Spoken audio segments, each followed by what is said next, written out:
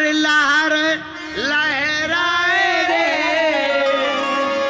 झंडा बजरंगबली का। अरे जोर से तो गाओ, लहर लहर लहराए रे क्या झंडा बजरंगबली का। अब भैया नरसिंहपुर में लहरा रहा है और नरसिंहपुर में ये जो झंडा लहरा रहा इसका पूरा श्रेय बालाजी के बड़े ही लाडले अजय लोधी जी को जा रहा है। कहां गए हैं? भाग गए क्या? हैं? बड़े ही भावपूर्वक उन्होंने इस आयोजन को करवाया और केवल वो अकेले नहीं हैं, उनके साथ में शरद भी हैं और पिंकू दुबे जी भी हैं, जिन्होंने 1.5 साल मेहनत की। बड़ी मुश्किल से बालाजी ने समय निकलवा दिया। हम तो रास्ते में आ रहे थे भैया, जहां से हम आए 5-6 किलोमीटर पड़ा, पूरी रास्ता भर पागल ही पागल खड़े नजर आए। अब तो हमें भी लगने लगा कि नर्मदा मैया की कृपा नरसिंहपुर पर भी हो गई। अब तो भारत हिंदू राष्ट्र बनकर के ही रहेगा। हाँ, क्योंकि लहर लहर लहराए रे झंडा बजरंगबली का। नरसिंहपुर में लहराए रे झंडा बजरंगबली का। बजरंगबली का कि तुम्हारे पड़ोसी का? किसका? अरे बोलो किसका? तो कौन बोलेगा? तुम्हारा पड़ोसी? दोनों हाथ उठा के बोलो, लहर लहर लहराए रे झंडा बजरंगबली का। बजरंग बली का बजरंग। बली का। और 1-2 दिन के लिए नहीं लहरा रहा भैया, ये तो तुलसीदास जी महाराज जी ही लिख गए हैं 500 साल पहले। कौन सी बात लिख गए? चारों युग पर आइए, चारों युग पर ताप तुम्हारा। तुम्हारा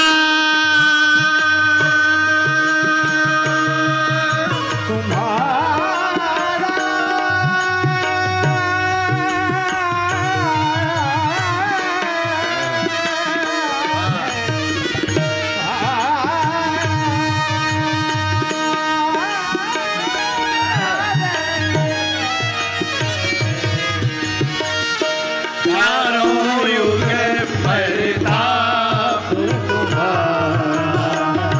चारों युग पर ताप तुम्हारा। चारों युगों में श्री हनुमान जी का प्रताप। अच्छा, ये 4 युग कौन कौन है? सतयुग, त्रेता, द्वापर और कलयुग। वर्तमान में कौन सा युग चल रहा है? बोलो कि सतयुग। वर्तमान के युग का नाम है कलयुग। और युग कितने हैं? 4। कलयुग की आयु है 4,32,000 वर्ष। द्वापर की आयु है 8,64,000 वर्ष। त्रेता युग की आयु है 12,96,000 वर्ष। सतयुग की आयु है 17,28,000 वर्ष।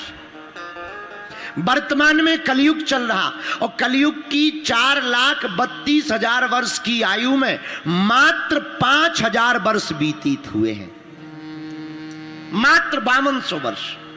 इसके पूर्व अभी कलयुग बच्चा ही है। ये जब जवानी पर आएगा तब पूछो ही मत। भविष्य पुराण में वर्णन आया है 8 साल की कन्या दादी बन जाएगी। पर हनुमान जी का झंडा तो चारों युगों में लहराता रहेगा। वर्तमान में भी तुम्हें गांव में शंकर जी के मंदिर मिले या ना मिले, राम जी के मंदिर मिले या ना मिले, हमारे भाई साहब जरूर मिल जाएंगे। बालाजी जरूर मिल जाएंगे। और ये इतने सस्ते हैं, किसी भी पत्थर पर मूर्ति हो या ना हो, पत्थर पे सिंदूर लगा दो, हनुमान जी प्रकट हो गए। इसीलिए तो गोस्वामी जी ने यही विचार करके लिखा, चारों युग परताप तुम्हारा। लेकिन एक प्रश्न उठता है, अरे पंडित जी, गुरु जी, कलयुग में हनुमान जी हम मान लेते हैं, अस्तोत्थामा बलर्व्यासो हनुमानश्च विभीषणा कृपा परशुरामश्च सप्तैते चिरजीवनः। कलयुग में तो हनुमान जी है, मानते हैं। द्वापर में, महाभारत में हनुमान जी रहे, मानते हैं। त्रेता में राम जी के साथ हनुमान जी रहे, मानते हैं। लेकिन सतयुग में हनुमान जी कहां रहे? सतयुग में अगर चारों युगों में हनुमान जी थे, चारों युगों में प्रताप है, तो सतयुग में हनुमान जी का कौन सा रूप रहा? आहा, हमको एक जगह वर्णन मिला, एक पुस्तक है गीता प्रेस गोरखपुर की, हनुमान अंक, उसमें वर्णन आया, 11 रुद्रों का वर्णन आया, उसमें सतयुग की चर्चा आई। भगवान शंकर के 11 रुद्र हैं। कितने रुद्र हैं? जोर से बोलो। 11 है। जो 11वां रुद्र है उसका नाम है हर। क्या नाम है? हर। एक बार पूरी सृष्टि से जल तत्व खत्म हो गया, जल बचा ही नहीं, देवता परेशान हो गए, त्राहिमाम मच गई। सब देवता ब्रह्मा जी के पास गए, ब्रह्मा जी जल नहीं है, जल की व्यवस्था नहीं है, क्या किया जाए? जल तत्व खत्म हो गया। ब्रह्मा जी बोले भोले बाबा के पास चलो।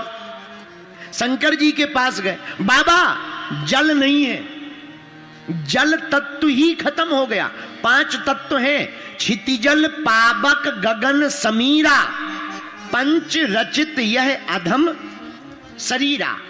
5 तत्व हैं, अग्नि तत्व, वायु तत्व, जल तत्व, पृथ्वी तत्व और आकाश तत्व। जल तत्व जब खत्म हो गया, देवता परेशान हो गए, तो भगवान शंकर ने अपने 11 रुद्रों को बुलाया, इधर आओ।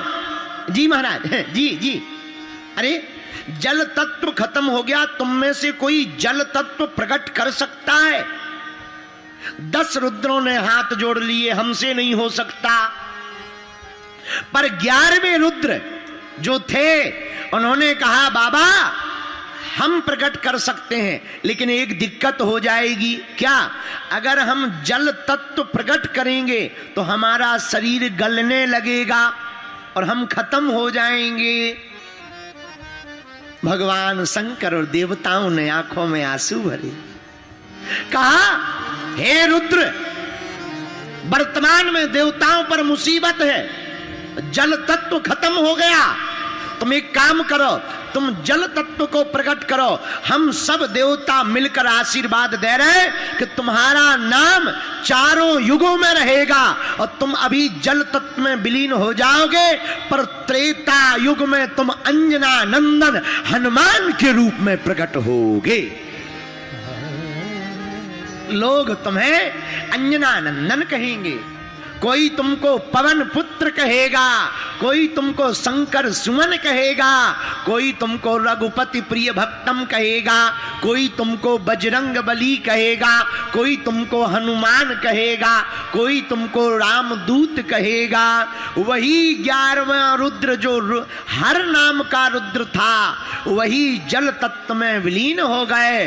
भैया इस प्रकार से सिद्ध होता है कि सतयुग में हर नामक रुद्र के रूप में हनुमान जी रहे हैं।